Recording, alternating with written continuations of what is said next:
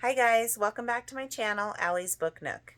Today I'm going to be talking with you about my read through of the series A Court of Thorns and Roses, or ACOTAR as a lot of people call it, by Sarah J. Maas. So I have here with me the full series. It took me a few months to read this, and it was an experience, as you can see here, over 2,000 pages. So, um, I'm going to have this be a spoiler-free review, so there's not a lot I can really talk about in detail without giving it away, but it was worth the investment in time, and I would recommend it. I'm not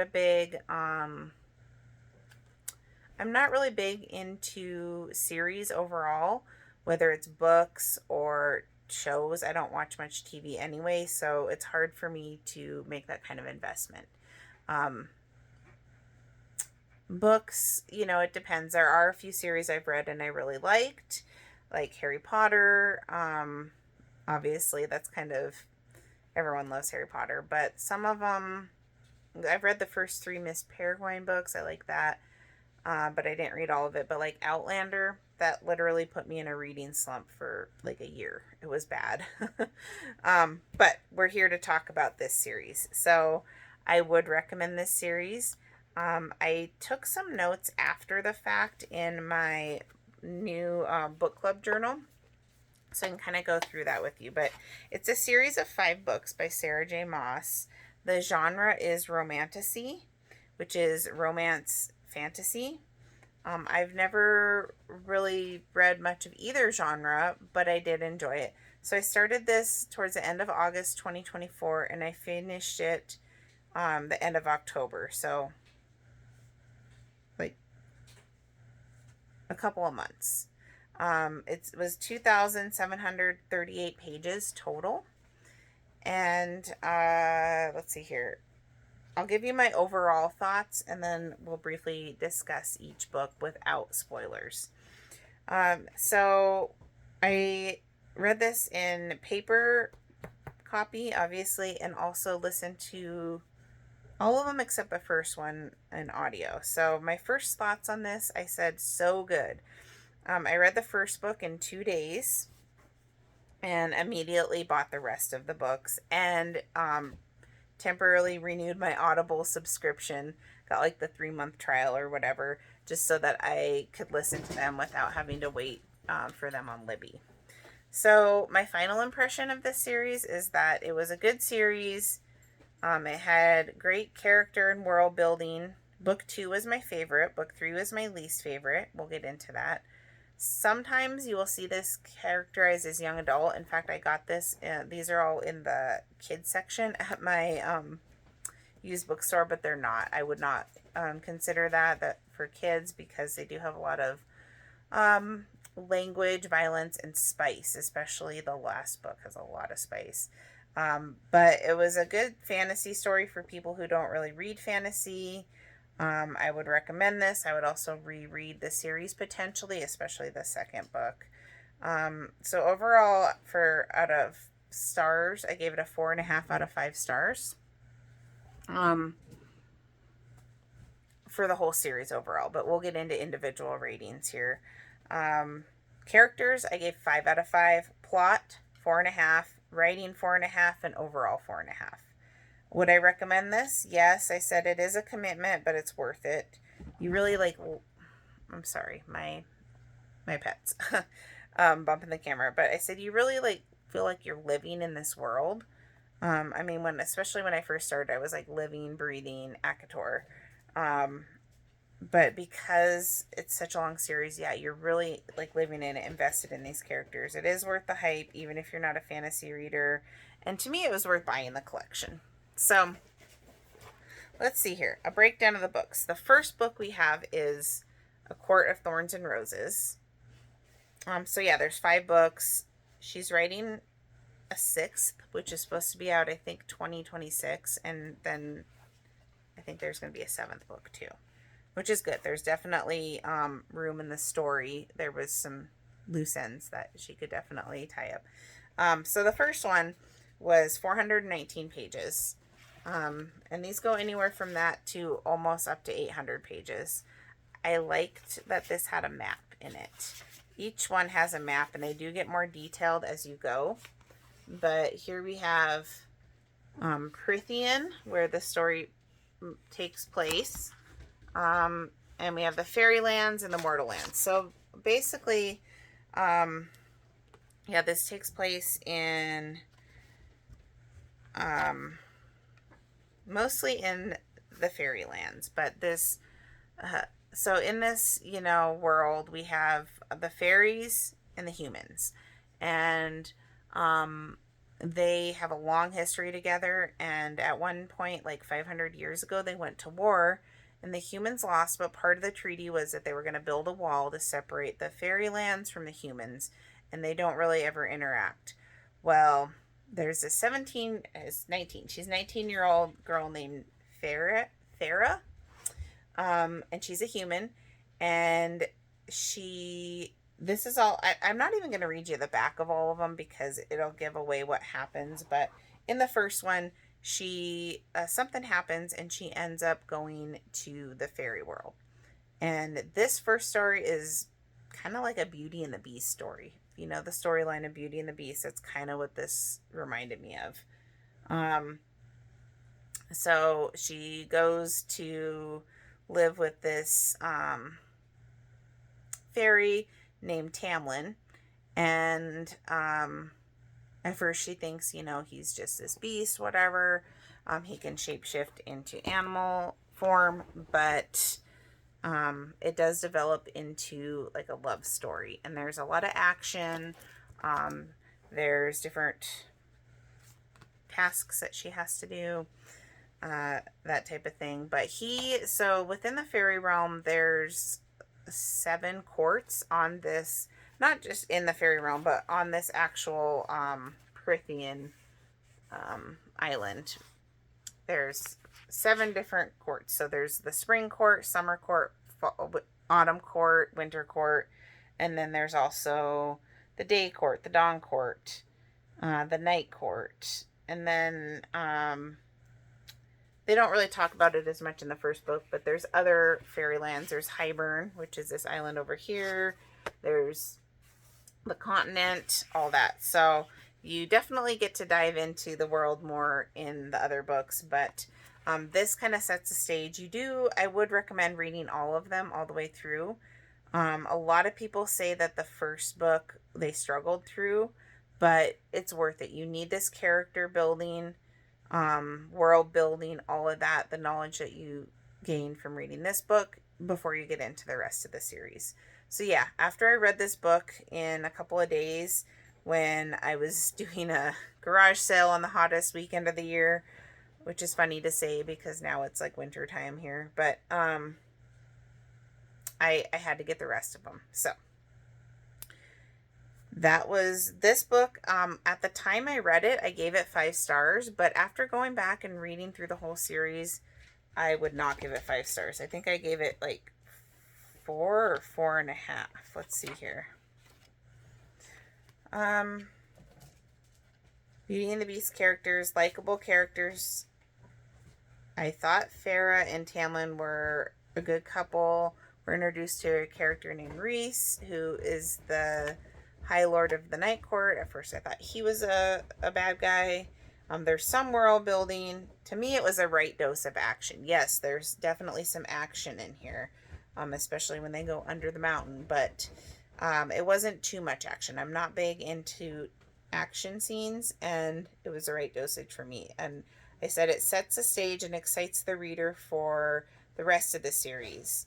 She does have some sisters in here, mortal sisters, Nesta and Elaine, and Nesta is unlikable, and she remains unlikable for most of the series. There's a little bit of spice in here, and it's set mostly in the spring court. Not a lot of spice, but there is some. Again, I wouldn't recommend this series like for kids. But that was the first book. Oh, I was looking to see how many stars I gave that initially. I said initially a 5-star, but book 2 was better, so I ended up giving this 4 stars. Okay, book 2. This was my favorite book in the series. This is A Court of Mist and Fury. They're all called A Court of something. A Court of Mist and Fury. This one was really good. This was 5 stars. I would potentially reread the series, but I would go back and reread this as a standalone now that I know the characters and stuff. Don't read it as a standalone on its own, or you'll be like, what's going on here? But it was really good. It was my favorite in the series. This is 626 pages. This has a more detailed map, and like I said, they get more and more detailed, and then the last one is the most detailed, but as you learn about places on the map, they'll be included in here. So, I mean, you can look at this map and you'll see certain things that are labeled that were not labeled on the first map because they actually get into it in this story. So at this point, second book, I'm also listening to it now on audio form. And I said that the character growth and development, we continued to see that. I'm not gonna say I don't want to give it away, but my opinion on some of the main characters from the first book really changed in this book, and I think that's the experience that most readers have had, where people, once you get to know them, you're gonna change opinions on them, some for the better, some for the not so better. So I'm not going to say my notes on that. I said it has amazing world building. I love the night court setting. Yes. So the first one I said takes place mostly in the spring court. This one takes place in the spring court, but also in the night court. And I loved it. I really just fell in love with the night court, and Valaris, I think is how you say it. That is a city in the night court, just beautiful. And you can just, it's so descriptive, and you just feel like you're there, and it's just absolutely like breathtaking. And so that's why this is my favorite book. I loved the descriptive language used to talk about Valaris in the night court. I said that this is the second most spicy book after book 5. There's not a lot of spice scenes in here, but there's a couple, one in particular that is pretty spicy. So I will say, if you're not a fan of spice, you can skip past those scenes throughout this, and you'll be just fine. You'll still be able to pick up the story just fine. So in this, you're introduced to more characters. You meet a lot more characters from the night court, and start to meet maybe a little bit more characters from different courts. That might be more in the next book, but yeah, it's good to get to know these other characters. I felt like this had the best vibes in this whole book series. The best vibes were in this book, and again, I would reread this as a standalone. So yeah, this was my favorite one. I think a lot of people probably feel that way, and just talking about it makes me want to go back and reread it. Okay, now the third book, book 3, is A Court of Wings and Ruin. This was my least favorite of the series, and I really kind of struggled with this in parts. Not all of it, but in parts. So I gave this 3 stars. My least favorite in the series. 703 pages. I did read this in the paper copy and also listened to it in audio form. So this was like a war book, and there was too much war in it for me. Excuse me, too much war in it for me. Too much action. Like I said, I'm not a big fan of action and war stories and stuff, and there was just a little bit too much of that in here. It's an important part of the storyline, and I think that it needed to be in there, but not to that level for me anyway. So you do get to meet the rest. This is a book where you get to meet the rest of the High Lords of the courts. So remember I said you have like the spring, the summer, all of that. You get to meet the rest of them. And also another character from a different part of the world. And so I did like that. We still have Nesta unlikable, her sister Nesta, and we have continued character development and world building. So because there was a war that happened in here, that's kind of how you end up meeting all these other characters that I did enjoy meeting them and seeing what the different, it was fun to see what the different courts were like, and their high lords and their, traditions, all of that stuff. So yeah, I liked this book, but I felt like some of the action scenes could have been trimmed down a little bit. Okay, so that was a pretty heavy read. Like I said, kind of struggled, pretty heavy. A lot of heavy stuff to absorb. So then you have the next book, which is much more lighthearted. It's definitely the most lighthearted book in this series, and that is A Court of Frost and Starlight. And look at this little tiny thing. This is a novella, and this is like the Christmas Hallmark movie of the series. So after that heaviness of the last book, kind of needed just something that was just light and fluffy, and that's what this is. Which is different than the rest of the books, but I did enjoy it. So book 4, I said I gave that 3.5 stars. It's only 233 pages, definitely the shortest in the series, and again, paper copy and audio for me. I wrote down that this was a palate cleanser after the last book. And it really was. You just needed something to just kind of so this takes place during winter solstice, which is in the night court, at least, a big celebration. So it is kind of like a Christmas movie where there's gift exchanging and that type of thing. It is kind of a standalone, but there are some details in here that are going to carry over into the next book. So some people say, like, well, can I just skip this book? I wouldn't. I mean, when you're reading over 2,000 pages, what's another 200 pages, really? Just read it. I know it might not be as fast-paced or as much stuff going on, but there's still stuff in here that does play into the last book in the series. And it's part of the series, so just read it. So anyway, yeah, that was, it says, A Court of Frost and Starlight explores the long-lasting effects of a devastating war and the fierce love between friends. It's really a book about friendship.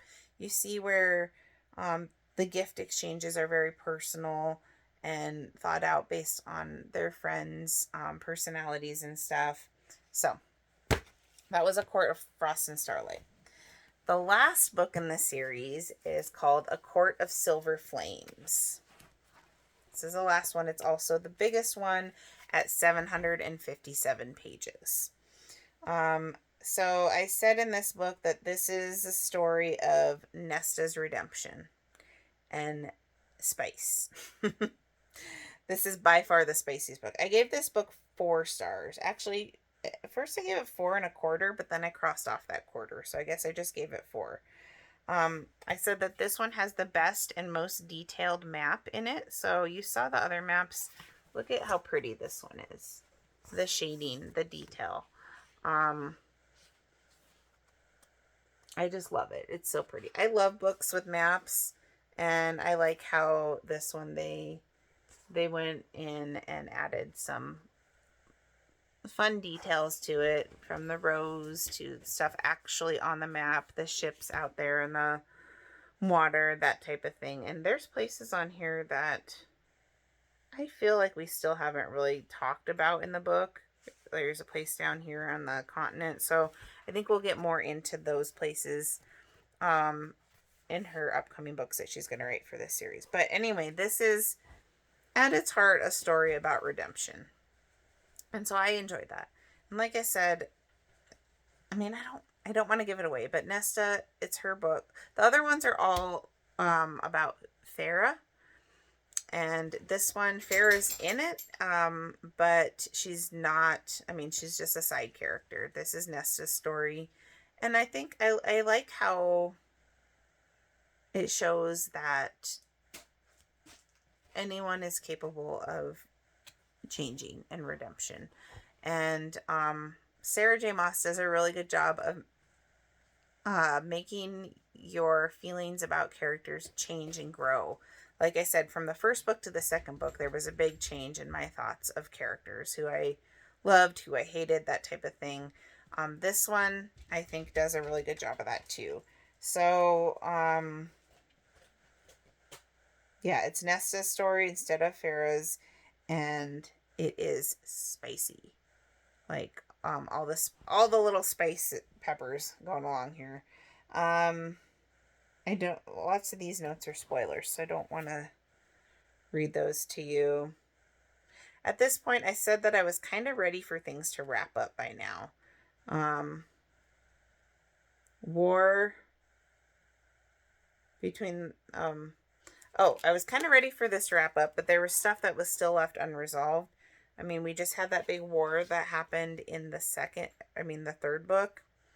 Nothing about war in the fourth book, and then there was just a lot of things that were unfinished in this one, and that could be because she's, planning on writing more. She is writing more.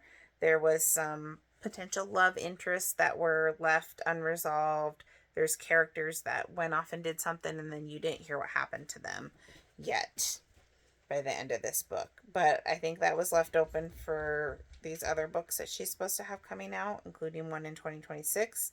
And I really appreciated the strong female characters in this book. And I'm not just talking about Nesta. There are other characters that you're introduced to in this book that are strong female characters, and they have been through some stuff, and yet they're still so resilient and strong. And I really thought that was great. But yeah, there were some scenes in here that it was like, whoa, like that was a little much with the spice. But like I said, I think you could still skip past those. This one, you're going to have more skipping past. One thing I thought was weird with this love interest in here is you have all this spice, and then they make things like official, and then there's like not any more spice after that, and it's like, I don't know, that was kind of weird. But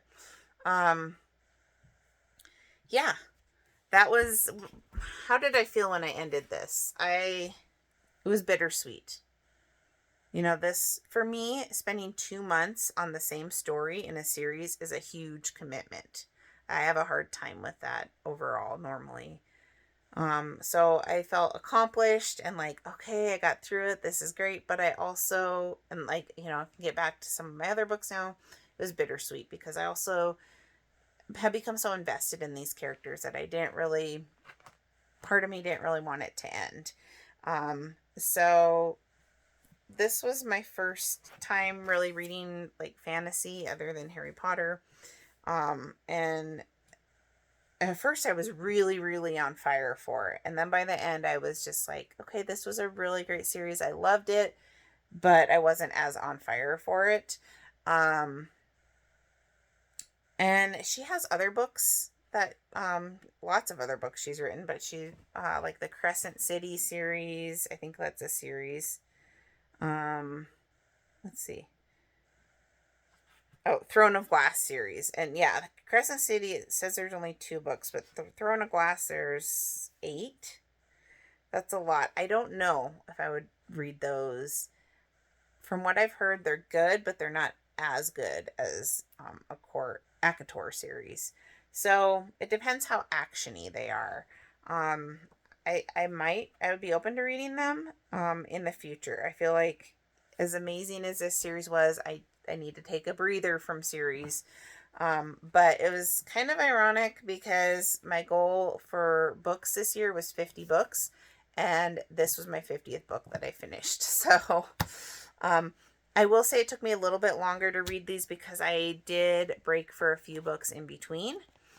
I just had to, especially after the third book, the war book, I had to break and read a couple other books, and of my own choice and also for my book club. But yeah, this was a ride.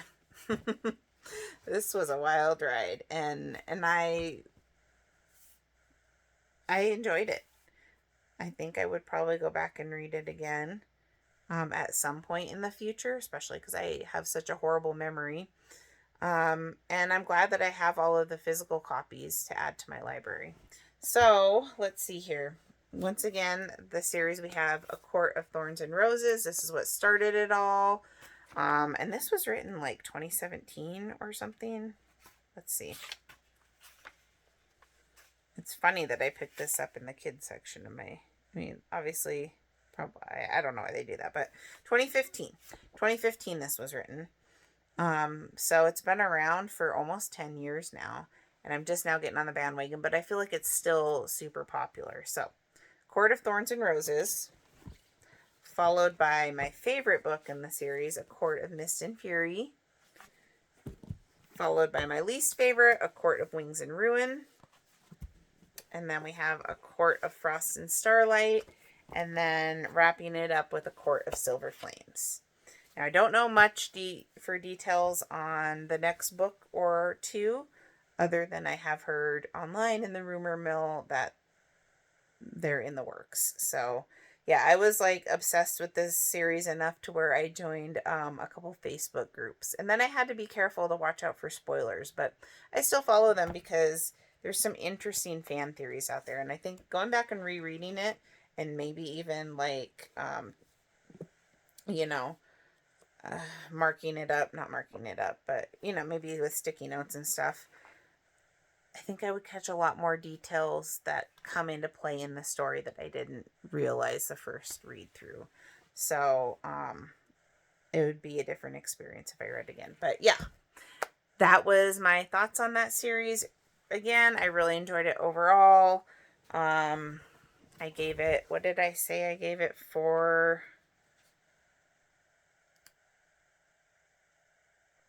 stars overall. And basically that was because of this guy and a little bit of this guy. But pretty solid series there. I think there's a reason that there's millions of copies sold and that it's, you know, has such a wide reader base besides just fantasy lovers. It's got a little bit of something for everyone in it. I do recommend it. And if you've read that whole series, let me know your thoughts on it, or maybe you haven't even read the whole series, but if you guys have any thoughts on if you want to read it or if it was worth the read for you. Maybe you didn't love it as much as I did, but I was pleasantly surprised and I did enjoy it. So thank you guys so much for tuning in, and I will catch you in the next video. Bye guys.